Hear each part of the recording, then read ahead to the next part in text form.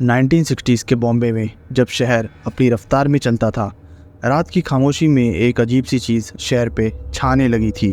लोग सोए होते और सुबह उनका बस खून में भेजा हुआ शरीर मिलता। कुछ समझ नहीं आता था, ना तो कोई मोटिव था, ना कोई एविडेंस। पुलिस हर रात चौकन्नी होती, लेकिन ये खून ही हवा के झोंके की तरह गायब हो जाता। एक खौफ का साया छा गया था बॉम्बे के गरीब बस्तियों और फुटपाथ्स पर सोने वालों लोगों पर। लेकिन कौन था यह साया और क्यों छोड़ रहा था अपने पीछे एक खून का चिन्ह? मैं हूँ टेक्किन और चलिए सुनते हैं मुंबई के इस खूंखार हत्यारे की कहानी। रमन राघव के नाम से मशहूर एक ऐसे इंसान की कहानी जो अपने वजूद को एक सीरियल किलर में तब्दील कर गया।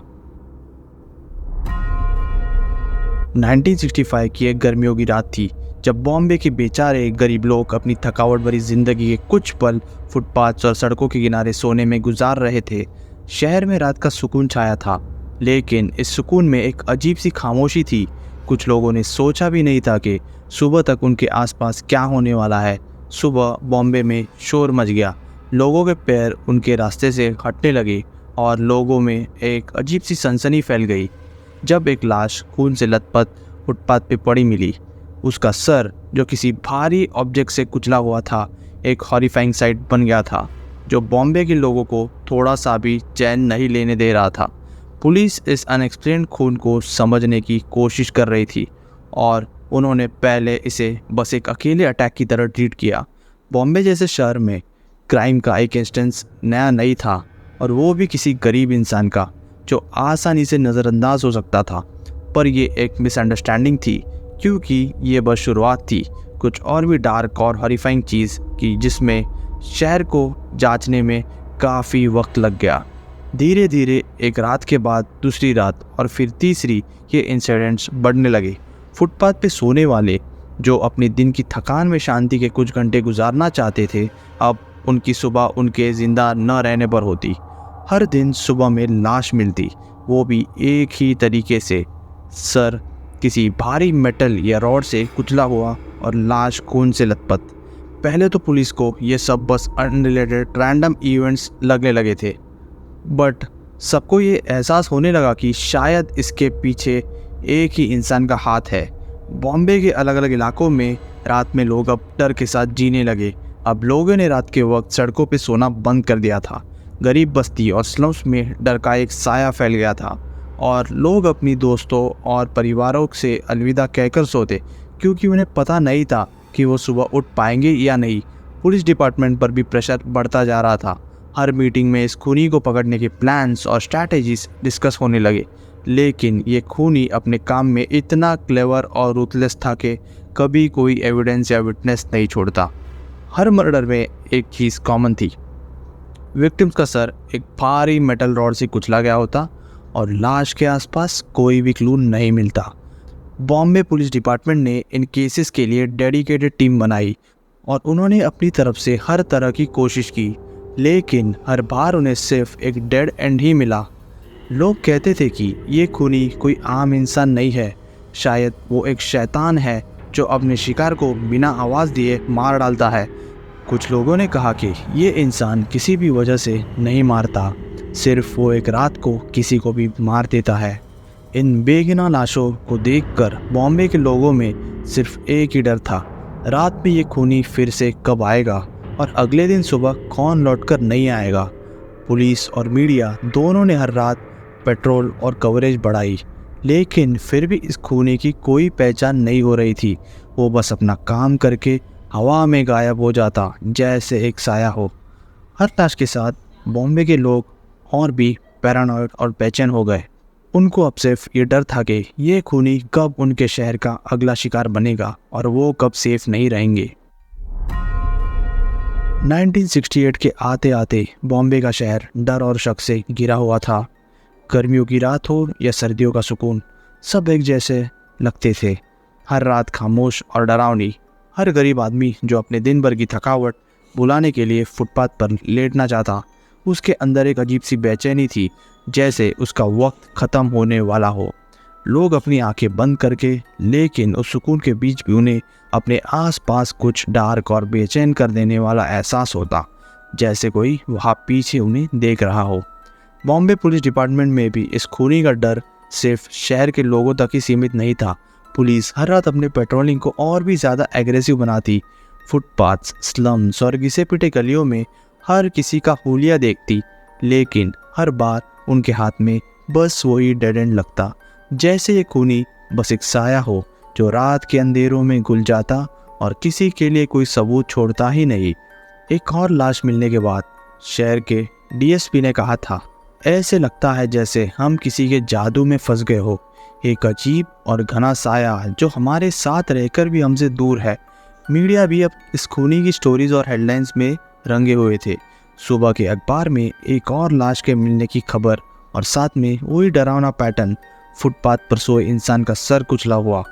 अखबार में फुटपाथ का शैतान और रातें जो नींद छीन लेती है जैसे टाइटल्स देखे जाने लगे थे।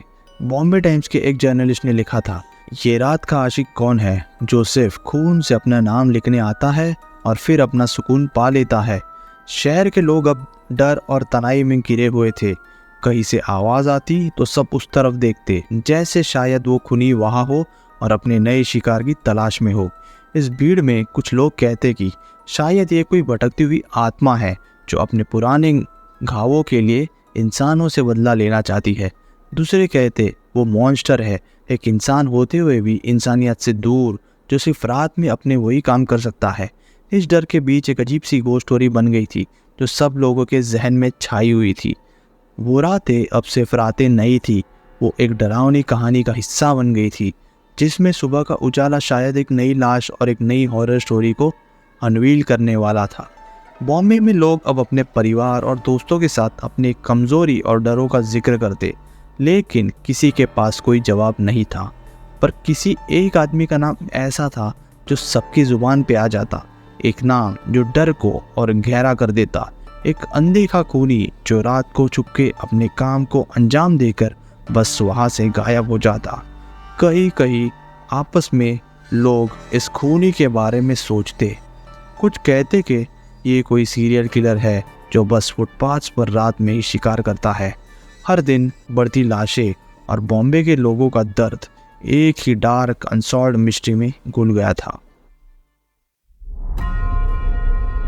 1968 की एक गर्म और बेचैन रात थी जब बॉम्बे पुलिस को एक अनोनिमस कॉल आया। आवाज़ डरी हुई थी, पर उसमें एक छुपी हुई अर्जेंसी थी। कॉलर ने बताया कि उसने रात के अंधेरे में किसी को देखा है जो एक आदमी पर वार कर रहा था, कुछ उसके सर को कुचलते हुए। कॉलर ने उस शख्स का हुलिया और कपड़ों का रंग बताया और बॉम्बे पुलिस का सस्पिशन और भी सीरियस हो गया। इस बार वो सिर्फ एक और लाश या कोई अनरिलायबल लीड का इंतज़ार नहीं कर सकते थे। इस इंसिडेंट के बाद पुलिस ने अपने पूरे रिसोर्सेस और मैन पावर को एक सिंगल मिशन पर लगा दिया। हर स्लम, हर बस्ती और हर वो जगह जहाँ गरीब और बेघर लोग रात गुजारते थे, वहाँ पुलिस की हैवी पेट्रोलिंग लगाई गई। पुलिस ने अपना नेटवर्क इतना टाइट किया कि रात के अंधेरे में भी एक शैडो को देखने की कोशिश में सब अलर्ट और तैयार थे। कुछ दिन तक वो एक भी क्लू पहले से ज़्यादा नहीं मिला और पुलिस के ऑफिसर्स फ्रस्ट्रेशन में आ रहे थे। लेकिन इस बार एक कुछ अलग था। जो चीज़ें पहले उनकी पकड़ से दूर थी, वो अब एक स्ट्रक्चर्ड प्लान और डिटेल्ड इन्वेस्टिगेशन की वजह से सामने आने लगी थी। थोड़ी धीरे धीरे पुलिस को कुछ पैटर्न्स मिलने लगे, एक ट्रेंड नज़र आने लगा। ये खूनी सिर्फ उन लोगों को अपना शिकार बनाता था जो बिल्कुल वल्नरेबल होते थे, जो फुटपाथ्स और छोटी स्लम एरियाज में सोए मिलते। ऐसा लगता था जैसे वो अपने टारगेट्स को भूल से या गुस्से में नहीं मार रहा था, बल्कि हर बार अपना शिकार सोच समझ के और बिल्कुल सिस्टमैटिकली चूज़ करता था। पुलिस को आखिरी कुछ लाशों में एक चीज़ और कॉमन मिली, वो सारे शिकार रात के वही टाइम पर और वही तरीके से मरते थे। जैसे ही पुलिस ने ये पैटर्न आइडेंटिफाई किया, उनका शक एक इंसान पर जाकर टिक गया। अगस्त 27, 1968 को रात के वक्त एक और सस्पिशियस आदमी पुलिस को एक छोटे से स्लम एरिया के पास भटकते हुए मिला। वो आदमी बाकी सब लोगों से अलग था। उसकी आंखों में कुछ अजीब सा था, जैसे वो उस जगह का नहीं हो। उसने अपनी आंखों से पुलिस को देखा, पर अपनी चाल बदलने या भागने की कोशिश नहीं की। पुलिस ने तुरंत उस आदमी को पकड़ा और स्टेशन ले गए। इंटरोगेशन में वो इंसान अपना नाम रमन राघव बताता है। पहली बार रमन राघव को देखने पर वो एक आम इंसान लगता था। बियर्ड, डस्टी कपड़े और एक आम से लगने वाले चेहरे के साथ। लेकिन जैसे ही इंटरोगेशन शुरू हुई, कुछ ऐसे चिलिंग रेवलेशन सामने आए जो किसी भी इंसान के लिए डाइजेस्ट करना मुश्किल था। रमन राघव ने कन्फेस करते हुए कहा कि उसके ये क्राइम्स किसी इंसानी बदले या दुश्मनी की वजह से नहीं थे। उसने पुलिस को बताया कि वो भगवान के इंस्ट्रक्शंस पर चल रहा था और ये उसका मिशन था। हर कत्ल एक रिचुअल था और वो अपने आप को एक डिवाइन मैसेंजर की तरह देखता था जो बस वही कर रहा था जो उसे कहा गया था। पुलिस ने रमन के कन्फेशन को क्रॉस चेक करना शुरू किया और जैसे जैसे वो डिटेल सामने आए, वो एक ही पर्सन और एक ही फेस को किसी भी लाश से मैच कर पाए। राघव ने सिर्फ अपने क्राइम्स को मान नहीं लिया, लेकिन पुलिस को ये भी बताया कि उसने अपने वेपन्स और कुछ और एविडेंस कहाँ छुपाया है। उनकी मदद से पुलिस को वो सारे जगह और सबूत मिले जो रमन ने कहा था, और सब कुछ ये सिर्फ एक पागल इंसान का कमाल नहीं था। रमन ने अपने हर क्राइम को इतनी काम और कैलकुलेटेड तरीके से प्लान किया था जैसे वो बस अपने प्लान को अंजाम दे रहा हो। इस कन्फेशन के बाद बॉम्बे पुलिस और भी डिस्टर्ब थी। उन्हें समझ नहीं आता था कि ये एक मेंटल डिसऑर्डर का केस है या एक कोल्ड ब्लडेड किलर का काम। कहीं ना कहीं रमन की आंखों में जो शिकार की इंटेंसिटी थी, वो पुलिस ऑफिसर्स के मन में उसे एक इंसान से ज़्यादा एक शैतान की तरह बनाता था। रमन की कन्फेशन के बाद भी कोर्ट रूम में जस्टिस का सफ़र इतना आसान नहीं था। उसका कन्फेशन अपने आप में हॉरिफाइंग था, लेकिन उसके लॉयर्स ने तुरंत ये स्टांस लिया कि रमन अपने एक्शंस के लिए जिम्मेदार नहीं है, वो अपने मेंटल इंस्टेबिलिटी की वजह से ऐसा कर रहा था। कोर्ट रूम में जब भी रमन को विटनेस बॉक्स में खड़ा किया जाता, वो वहाँ बिल्कुल काम और कंपोज्ड रहता। उसके चेहरे पर ना तो पछतावा था और ना ही कोई रिमॉर्स। ऐसे मूवमेंट में बॉम्बे की पब्लिक के लिए वो बस एक खूनी इंसान से ज़्यादा एक इंसानियत के लिए थ्रेट बन गया था, और वो बस यही चाहते थे कि उसको सबसे कठिन सज़ा मिले। कोर्ट रूम की प्रोसीडिंग्स इंटेंस और चैलेंजिंग थी।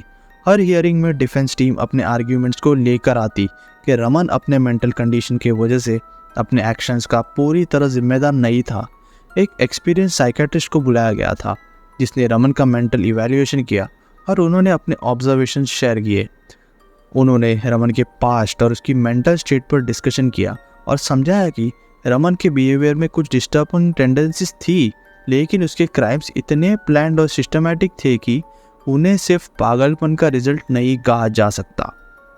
कोर्ट में साइकेट्रिस्ट ने कहा कि रमन अपने एक्शंस के दौरान पूरी तरह से समझदार और अवेयर था और उन्हें किसी हेलुसिनेशन या कंपल्शन ने ट्रिगर नहीं किया।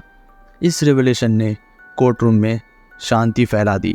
बॉम्बे के लोग जो अपने घरों में न्यूज़पेपर या रेडियो से केस का हर अपडेट फॉलो कर रहे थे, रमन की ब्रूटैलिटीज़ जो पुलिस की इन्वेस्टिगेशन और मीडिया रिपोर्ट से रिवील हुई थी, कोर्ट रूम में हर डिटेल के साथ रखी गई। उन ब्रूटल डिटेल्स ने केस को और भी कॉम्प्लिकेटेड बना दिया और जज और जूरी पर इमेंस प्रेशर था कि वो रमन की सज़ा को कंसिडर करते वक्त हर पर्सपेक्टिव का ध्यान रखे। ऐसे केसेस में जब भी सज़ा का वक्त आता है, वो किसी भी इंसान के लिए चैलेंजिंग और डिस्टर्बिंग होता है। प्रोसिक्यूटर्स ने रमन के क्राइम्स और उसकी डेडली माइंडसेट को ध्यान में रखते हुए डेथ पेनल्टी की अपील की, ताकि बॉम्बे के लोगों में एक सेंस ऑफ क्लोजर और पीस लाया जा सके। लेकिन डिफेंस टीम ने दोबारा से रमन की मेंटल हेल्थ और स्टेबिलिटी का पॉइंट उठाया और कोर्ट को अपील की कि लाइफ इम्प्रिजनमेंट में रमन को रखा जाए। उन्होंने आर्ग्यू किया कि रमन को एक मेंटल हेल्थ फैसिलिटी में ज़्यादा सूटेबल केयर मिल सकता है। जज ने हर स्टेटमेंट, हर विटनेस और हर एविडेंस का ध्यान से ऑब्जर्वेशन किया और फिर बॉम्बे की पब्लिक के इंटेंस वेट और उम्मीद के बीच कोर्ट ने अपना फैसला सुनाया।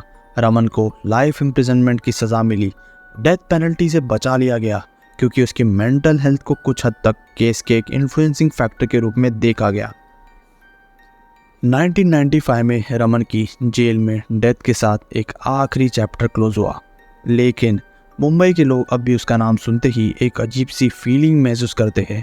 रमन ने अपने वजूद को एक खूनी दास्तान में तब्दील कर दिया जो कभी बॉम्बे के लोगों के दिमाग से निकल नहीं पाएगी। आज भी उसकी कहानियों को स्टडीज़ और मीडिया में एनालाइज किया जाता है और ये याद दिलाता है कि कैसे एक आदमी के अंदर का अंधकार पूरी सोसाइटी पर अपना साया डाल सकता है। आशा करता हूँ आपको इस कहानी से कुछ सीख मिली होगी और जुड़े रहना मेरे साथ ऐसे ही ट्रू क्राइम स्टोरीज़ के लिए। धन्यवाद।